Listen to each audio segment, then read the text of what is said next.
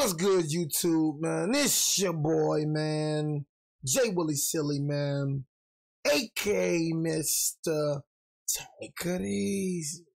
For you in the life easy. But make sure y'all follow my Instagram and Twitch in the description down below. Like I said, I will be going live on Twitch at about 11 o'clock Eastern time. So y'all make sure y'all be ready for that. We will be playing Madden again. Like I said, Call of Duty Black Ops 6 do drop Friday, bro. So we will be on that, bro. And, we're going to keep going up and up. Like I said, bro, we bought all the new games. Turns out all the new games was trash, man. So, we waiting on GTA 6, man. You feel me? Hopefully Black Ops 6 don't fail us, you know what I mean? But make sure y'all follow the Twitch and Instagram in the description down below, as well as all my other social media links in the description down below. We got Surviving Diddy Part 2. Y'all said y'all wanted Part 2. P. Diddy's freak-offs, parties in the Hamptons, Cassie and more. You know what I'm saying? That boy Diddy, man. What's up with Diddy, boy? But like I said, Diddy, like I said, you would never hear me saying no Diddy. You would never hear me saying that. That gotta be the most lamest thing that nigga made up. No Diddy. Like, bro, no Diddy. No Diddy. No Diddy, bro. Like, that is the most lamest thing I've ever heard in my life. You know what I mean? If you hear a nigga saying no Diddy off the rip, just assume that's a lame nigga. That's a lame dude right there. You feel me? Real dudes ain't saying that. No Diddy. They got grown men saying no Diddy. You feel me? Bro did what he did, but like I said, bro, you ain't gonna hear me saying no Diddy, though. I'm gonna keep it real with you. Like I said, bro, when it come to me, I don't speak on things I know nothing about. Cause at the end of the day, bro, I didn't see this nigga. I didn't see this nigga do none of this. You feel me? I don't know. All I know, like I said, I can speak on the Cassie situation because I seen it and bro beat her down. You know what I'm saying? I'm talking about bro beat down. You feel? I'm talking about bro threw shot on the ground so hard, boom. You know what I'm saying? Like that's one thing I can say. Bro beat the brakes off Cassie. You know what I'm saying? That's one thing I can speak on. But other than that, bro, all these little freak offs. And like I said, I did see videos of you calling other niggas daddy. I did see that. Meek Mill in the pool. I'm talking about Meek Mill just, I don't know, man. I don't know what the heck was going on with Meek Mill in that pool. I don't know what was going on with that nigga. Y'all know the video, you feel me? Not that video. I'm talking about like, nigga, the freaking nigga was in the pool just standing a certain type of way. You know what I'm saying? And nigga, Diddy was calling the nigga daddy. He was taking it too. Like, nigga ain't saying nothing. That nigga ain't checking. Hey, bro, don't call me no daddy. Bro was like, let a nigga call him daddy. I wish a nigga would call me daddy. I'm finna, what the heck you say to me? You feel me? Nigga ain't never called me daddy in my life. Ain't no real man, I'm not saying, like I said, Meek Mill, bro. Like I said, I ain't gonna attack your manhood or nothing like that. But like I said, I'm not gonna say you this, I'm not gonna say you that, because I don't know who you are as a person. And I told you, I don't like putting things on people, and I don't know the truth about what's going on with you, my boy. So one thing I'll never do to another man is attack his manhood. But bro, like I said, you should have checked that nigga. No matter how much power he got, no matter how much money bro got, you should have checked bro right then and there. So for you not to check bro, you know what I mean? That right there was crazy to me. You feel me? Like, honestly, you know what I'm saying? And then, I seen Diddy call another dude daddy. It was a video with Fabulous. You know, it was the host. You know what I'm saying? He was like, I like the way you do this, daddy. I like the way you do this, mixing all this, doing all this mixing and junk. I ain't gonna lie to you, that joke was crazy. That nigga was so good. I like how you doing all this mixing and junk. You know what I'm saying? I like the way you do this, daddy. Fabulous looking at that nigga like, nigga would have walked off the show immediately if I heard that. And bro ain't checked Diddy either. I gotta understand, like I said, bro, a lot of these niggas really scared of Diddy, bro.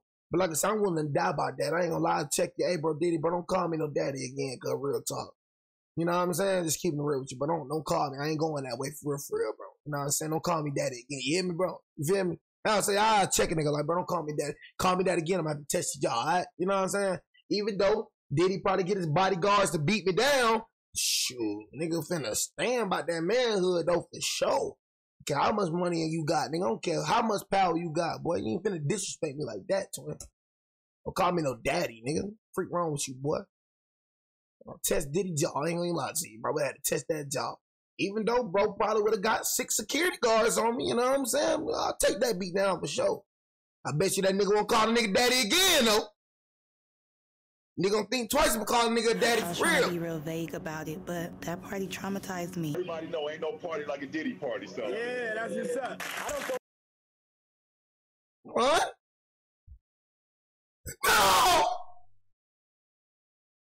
That party traumatized me. Everybody know ain't no party like a Diddy party, so. Yeah, that's what's up. I don't go to typical Hollywood extra. No, my nigga bro, man.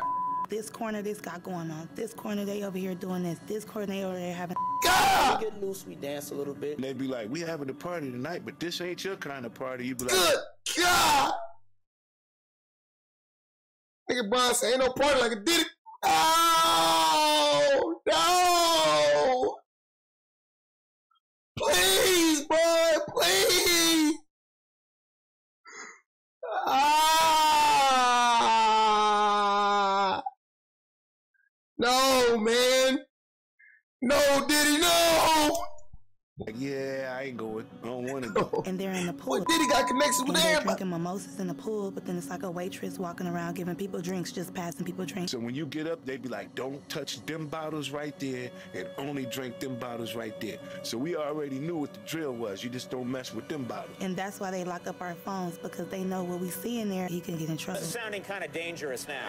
It's a little kinky, but Yeah. you know. Now, I've had to turn down $50 million 4 times. 4 times. Just to protect my integrity and that I was telling you about. Right. I mean, for the right paper, anything's possible, Conan. I am the Nigga, I'm gonna keep it real with you, bro. Ain't no amount of money, bro, can make me do anything, bro. Especially like when it came to my manhood. My manhood doesn't have no price on it, bro. I don't care if a nigga offer me $1 billion, gazillion, cause all that junk is temporary, bro. All this money is temporary, bro. Money really doesn't mean nothing, bro. Once you get close to God, I ain't gonna lie, that love of money go away, bro. All this little $50 million, that man, bro, you gotta, bro, where your dignity at, bro? You know what I'm saying? Where your respect at, bro? Money is temporary, bro. You feel me? You gotta live with that junk forever. You feel me? You get $50 million, yeah, you $50 million richer, but your butthole been busted. You know what I'm saying? Your manhood gone, bro. No matter how, if you try to change your man, your manhood is gone. You feel me? Like, people forget their dignity, bro. Your self-respect. You feel me? You get that $50 million the legit way, okay, cool, bro. But if a nigga trying to tell you to do this, do that, man, for some $50 million, man, bro, come on, bro. hustler in the world. You gotta say no to Diddy. Don't tell me about. And then here he goes again, and another rapper, well-known rapper, comes and starts feeling on me like, hey, you. So now it just seems like everybody is faded at this point. They're either drunk or Whatever I want, I get. on all the drugs, obviously, with this house music. So now I just feel like trapped in, like, Whatever I want, I get. and I know the devil when I see it. You can call me Love.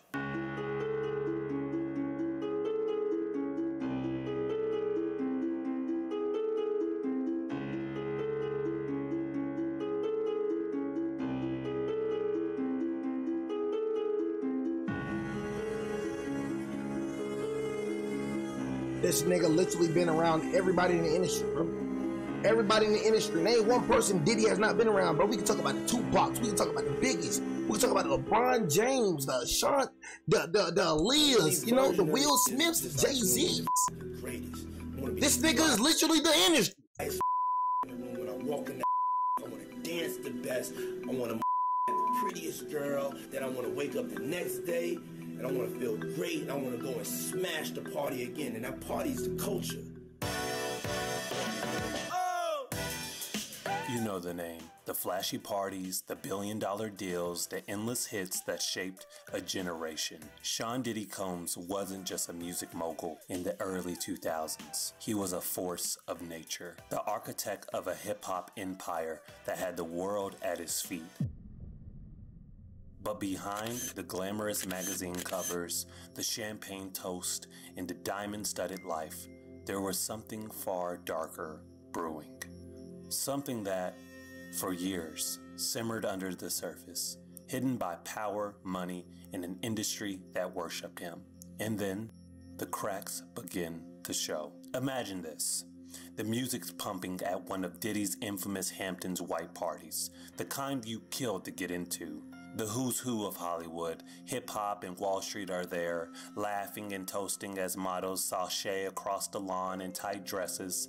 The air is thick, full of money and love. But just outside of that perfect frame, just out of sight, is a truth far uglier than any this nigga just finna get butt naked tabloid scandal could prepare you for. Because that's how it all started. In the shadows, the whispered rumors of abuse, of control, of a man who wasn't just shaping the music industry, but manipulating the lives of those closest to him.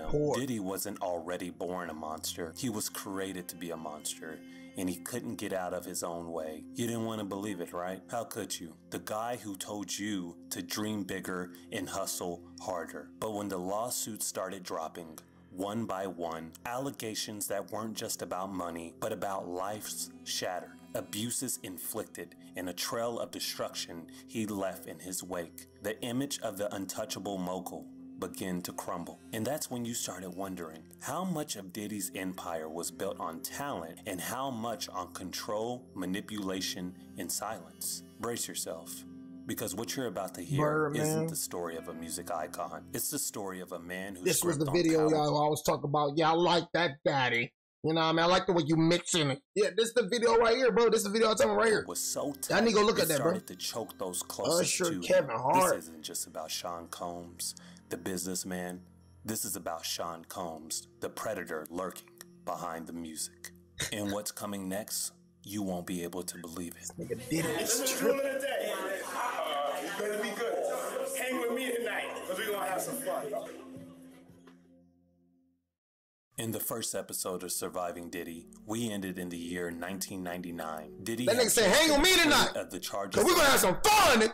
Weapons violations because of a shooting at a club in New York alongside his then girlfriend, Jennifer Lopez. Bro, I didn't know you went out with J-Lo. I didn't even know that. I thought it was just Kim Porter, you know what I mean? Like, I knew, you know, nigga had his little fair and share, but I didn't know he went out with J-Lo. This left behind rapper Shine to take the fall for them both. All of us want to do, be recognized for our talent and take over the world. I was defending him, and he turned around and called witnesses to testify against me. That's your stupid self doing that. I ain't gonna lie to you. I can't feel sorry for you, nigga. Man, I ain't finna take no charge for nothing. I know I ain't do. I don't care. I don't care how much money you got, bro. All that money, bro. A lot of these niggas, bro, be rich and lame. Niggas think, oh, cause a nigga got money, that just make them just cool. That just make them real. Like, bro, money does not make you real. There's a whole lot of fake niggas with money. You know, money don't make you real, but money don't make you a fire person, man. It'd be a whole lot of lame, goofy, fake niggas with a whole lot of money. You know what I'm saying? Straight up, nigga, I don't care. Man, I wish Diddy would have came to me, hey, no, I'm gonna need to take these 2 charges from me, and I promise you I'm gonna take care of you for life, and I'm gonna take care of your family for life. Nigga, forget all that, nigga. I ain't taking no charge, man. I'm like, man, Diddy, we ain't got my face. You know what I'm saying? Nigga told nigga, man, get in my face. Right then and there, I gotta cut off this nigga Diddy. You know what I'm saying? Cause ain't no real homie finna ask you to take no fall for nothing. So, bro, you can't, bro. Like I said, nigga, you the reason for that shine. You know what I mean? You the reason, bro. You know what I mean? They gonna have to kill me. I ain't gonna lie to you. Wrong, and called witnesses to testify against me, and he contributed. He pretty much sent me to prison. And now, in the early 2000s, Diddy wasn't just a hip-hop mogul. He was becoming a household name, thanks in part to Making the Band. The show was a hit, a cultural moment that cemented his brand not only as a music executive, but as a savvy businessman with an eye for talent. So I'm dreaming of the day that we can sign our contract. I'm proud to, sign y'all to the Bad Boy family. You ain't signing your life away, but you are signing into a contract. But it's like a marriage, you know what I'm saying? Make sure you want to do this. Make sure you have read the fine print, because once you're in, it ain't no way out, no. He had That nigga ain't playing. Like, he covered up once you in. It ain't no way out. Man, I said playing for the whole time, but these niggas don't know I'm a devil. Niggas don't know I'm Satan. The whole time the nigga never he coming in. Man, I just playing with y'all. I hate that nigga playing. That nigga ain't playing with y'all. You know what I say, bro? I always try to tell any upcoming artist. I tell my boy Key on this too. Bro, look. The best way, bro, I realize you having a label, G. Y'all ever watch Empire? Empire literally shows you how a label is ran. They put it in front of your face. Nigga, the labels are the real winners, not the artists. The label makes what the artist is supposed to make. You realize how much more money? That's why I said the richest rappers y'all hear nothing about. Y'all think just because a nigga getting more exposure that he's rich. You know what I mean? That he's this, that he's that. Now, like I said, labels ain't always bad. If you turn out to be like a Nicki Minaj, if you turn out to be like a Lil Wayne, an NBA Youngboy, and Drake. Now, them type of niggas, they making hella money off the label. They still not making as much money they would as being an independent artist, but them type of niggas, them niggas making money. You feel me? But it's rare that you're going to be a Youngboy. It's rare that you're going to be a Nicki. It's rare that you're going to be a Drake. It's rare that you're going to be like a Lil Wayne or Kendrick. Rappers like, that's rare. You know, most of these niggas are regular. They're not no YB. They're not no great ones. You know what I mean? So a lot of these niggas, bro, just one-hit wonders. You feel me? And guess what? Labels be pimping since been pimping since been pimping since been pimping. You feel me? You got a little one-hit wonder. Guess what you got to do? You got to make more hits. So if you don't make no more hits, guess what they gonna do? They ain't gonna let you make no music. Can't release no music. And guess what, bro? The music that's still out there making money off it, bro. They're making all that money, bro. So I'll be trying to tell all my artists, bro, just be independent. I realize it's easier to go with the label. It's easier. Because, you know, you got to realize, bro, they do all your shows. They put you on the radio. They promote you. They do all the hard work for you. It's easier. But the easy route ain't always the best route. Sometimes the hardest way is the best way. Sometimes. So you got rappers like G Herbo. You got rappers like Joyner Lucas, who's really one of the richest rappers in the game. G Herbo richer than half of these niggas that y'all think richer. G Herbo richer than half. Cause you know he independent. Everything goes to G Herbo. Everything. Joyner Lucas. Everything goes to Joyner Lucas. All his everything goes to him.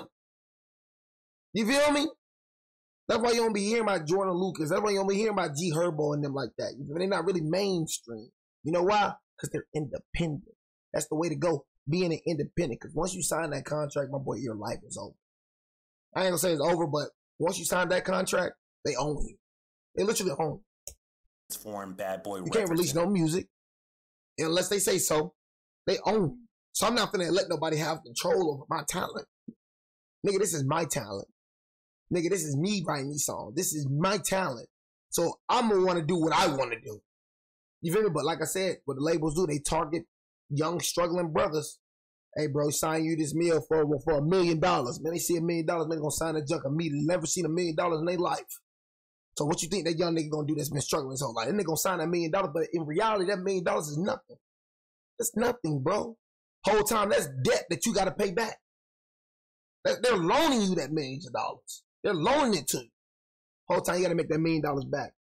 You gotta make it back with the music that you put. You gotta make it back. If you don't make it back, you can't release no music. So guess what? That $1 million, bro, going to go down the drain. Cause guess what that little young dumb nigga gonna do? That young dumb nigga finna go buy some chains, 100,000.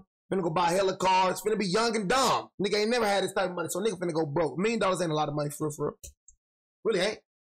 Look up, you got $1 million. Next minute, nigga, you got 20,000. The careers of groups like Danity Kane and $1 million can be gone in a day. Further elevating his profile on a global scale. But as his fame grew, so did the shadow trailing the real behind money him. maker. If you look at anybody that's really, really big, they've sacrificed some things. Madonna sacrificed some. Michael Jackson has sacrificed some. Jay-Z has sacrificed some. Biggie, Tupac. Myself, we've sacrificed some stuff. It was 2000 Sacrifice when yet another crack in Diddy's public image began to show. April Lamb. Cover that nigga, you don't know if he mean like sacrificing, like, you know, like just some things to elevate, or just nigga sacrificing, like, They gotta sacrifice you, nigga. You know what I'm saying? So we don't know what sacrifice that nigga talking about. That nigga probably talking about some sacrificing. A woman who had been involved with Combs stepped forward again with shocking allegations, according to her May 2024 lawsuit. She claimed he had physically assaulted her in her own apartment. The media downplayed the incident, brushing it off as a private dispute.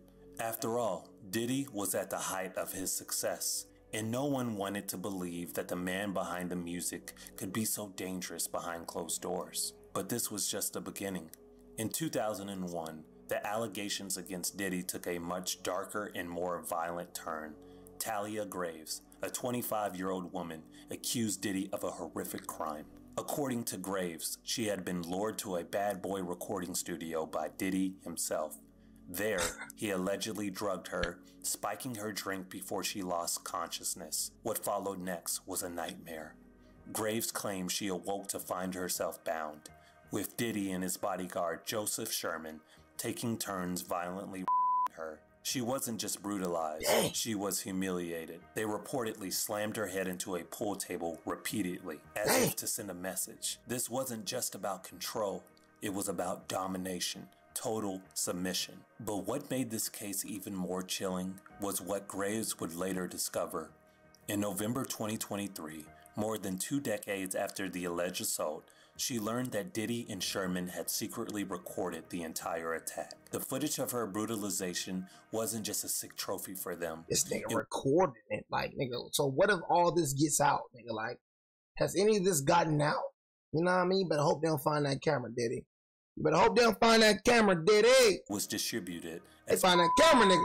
Shared among others to degrade her further and solidify their hold over the men around them. Graves believed the video had been circulated through Sherman's underground company, adding another layer of darkness to an already horrifying event. The involvement of Gloria Allred, a prominent lawyer known for taking on high-profile cases of sexual assault and abuse, was a pivotal moment in Graves' fight for justice. Allred held a press conference where she just didn't share the details of the case.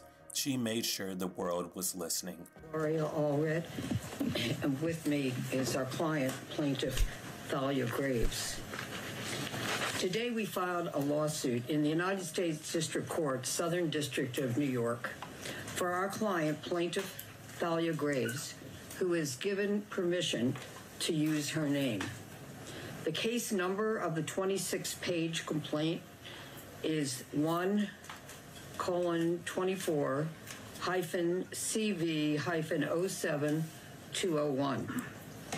In her lawsuit, Thalia, through her attorneys, sues Sean Diddy Combs.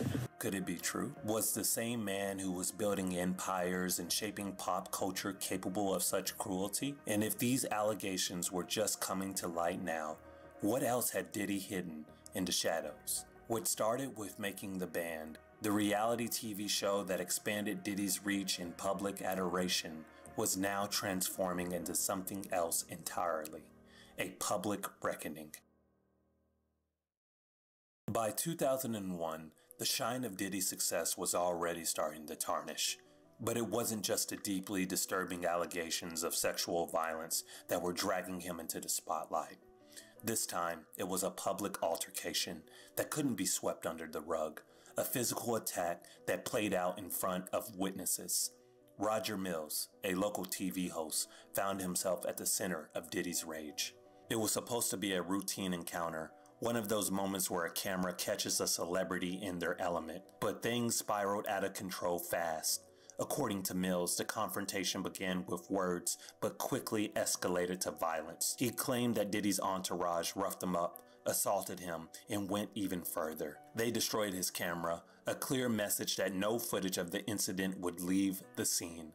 Mills didn't stop there. He filed a lawsuit accusing Diddy not only of assault, but also of false imprisonment, destruction of property, and intentional infliction of emotional distress. It was more than just a heated exchange. Mills described it as a terrifying ordeal, one in which he felt utterly powerless against the force of Diddy's celebrity and the aggression of his crew. For a man like Diddy, someone who had built his empire on charm, confidence, and dominance, this was the last thing he needed. It was definitely like one of the hardest years of my life, you know, overall, like going through this and personal stuff.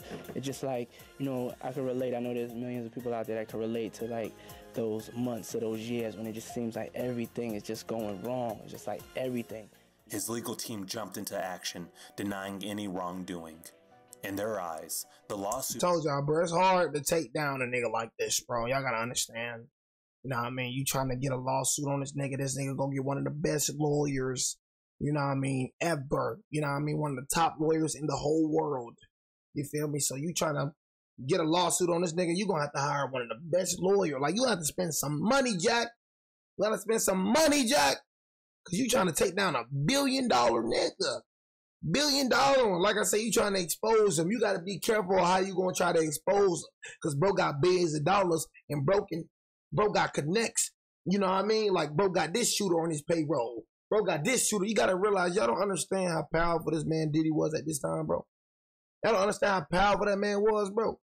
Man was powerful. So with dudes like this, you gotta move silently. You gotta move very, very aware. Cause any word get on the street that, oh yeah, such and such finna expose you, such and such finna tell this story about you.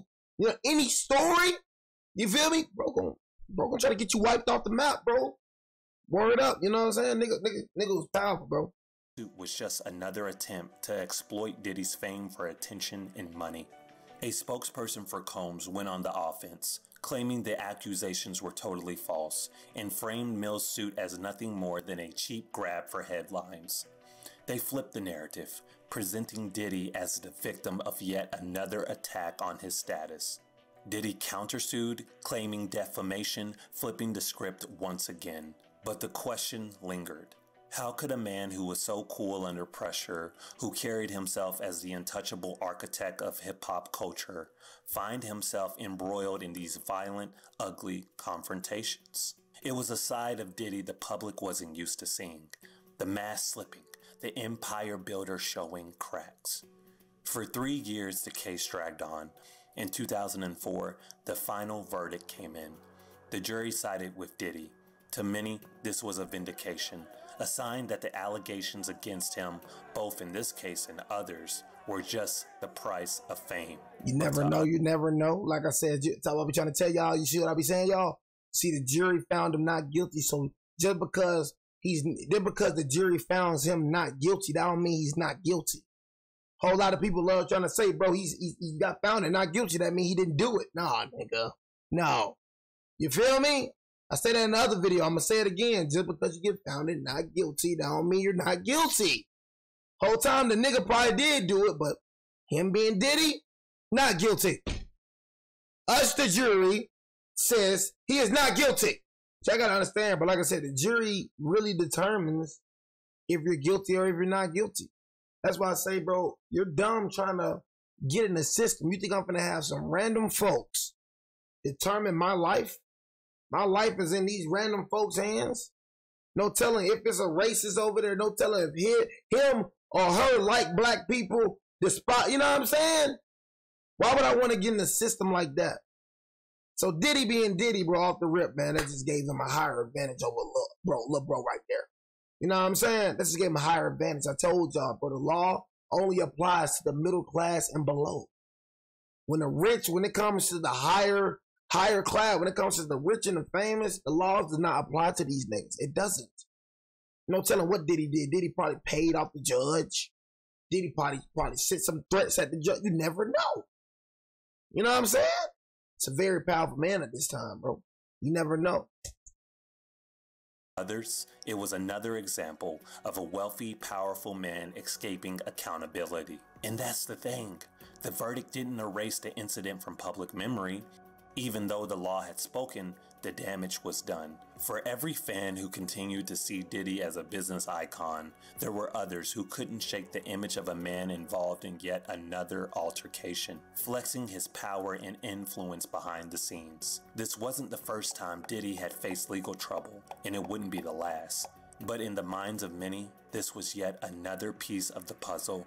The public mogul who built up his image as a king of culture while privately tearing down those who got in his way. The Roger Mills case was just one battle in the larger war for Diddy's reputation, but it hinted at a disturbing trend, one where the violence, intimidation, and power plays were never far from the surface. Behind the $1 million deals and the platinum records, there was always a darker narrative lurking in the background. And for Diddy, the real question was whether that narrative would finally catch up to him. Got a nigga slumped down on the couch. Diddy was riding high, with his influence reaching new heights as both a music mogul and an entrepreneur. But beneath the polished image, the shadows of darker accusations began to surface.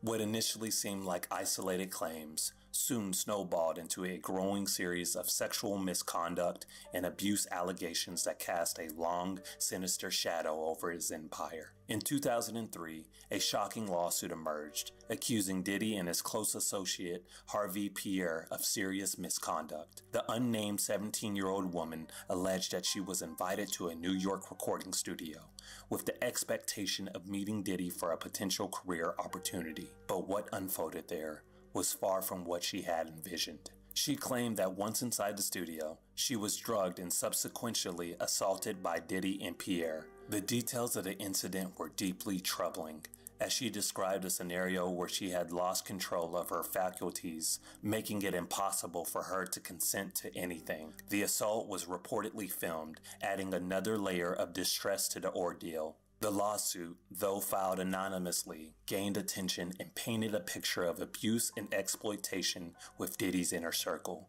Pierre's involvement as a top executive at Bad Boy Records deepened the gravity of the situation, raising questions about how widespread such behaviors might have been. In a separate case in 2003, another woman, Crystal McKinney, brought forward a similar claim. She accused Diddy of drugging and sexually assaulting her at his New York studio.